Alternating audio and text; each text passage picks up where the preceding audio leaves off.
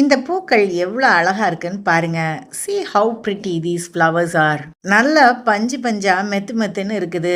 it is soft and hairy. Calliandra powder puff. இந்த அழகான பூக்களால தான் இந்த செடிக்கு இந்த பேரு. the name is because of these pretty flowers. Pom-pom மாதிரி இருக்கிற இந்த பூக்கள் வெள்ளை, சிவப்பு மற்றும் இளஞ்சிவப்புல காணப்படுது.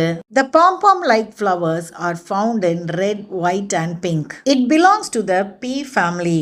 that is Fabaceae. இது பட்டாணி குடும்பத்தை சேர்ந்தது, அதாவது ஃபேபேசி குடும்பத்தை சேர்ந்தது.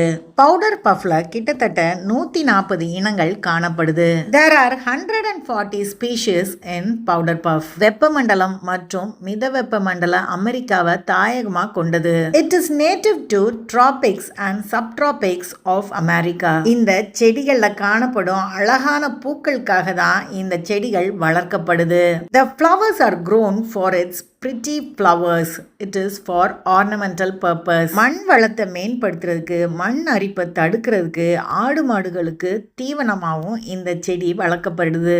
This shrub is also cultivated to control soil erosion, fodder and to improve soil.